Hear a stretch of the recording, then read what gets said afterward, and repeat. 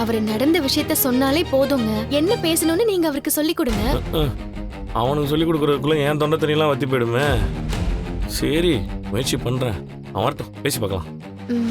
ஆஹா, வீட்ல வச்சு இத பேச வேண்டாம். அத்தைக்கு தெரிஞ்சதுன்னா நம்ம ஏதோ அவரை பிரச்சனையில மாட்டி விட கூட்டிட்டு போற மாதிரியே பேசுவாங்க.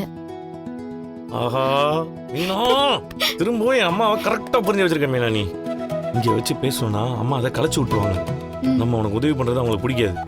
நம்ம நாளை காலைல நேரா அவன் கடைக்கு போய் அங்கேயே அவன்கிட்ட பேசி அப்படியே பார்சல் பண்ணி தூக்கிட்டு போயிடலாம். சரிங்க.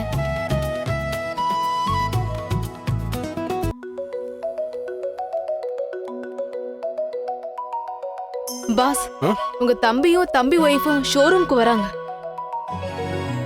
ஏதாவது வாங்க வந்திருப்பாங்க. பாஸ், அவங்க வர போறாங்கன்னா ஆல்ரெடி உங்ககிட்ட இன்ஃபார்ம் பண்ணிட்டாங்களா? அந்த அளவுக்குலாம் உனக்கு மேனஸ் தெரியாது.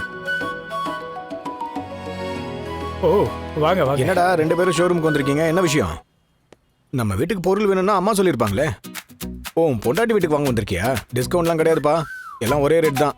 ஓ, எல்லாம் ஒரே ரேட்டா? அப்ப அந்த மிக்சியோட விலைக்கு டிவியை கொடுக்குறியா?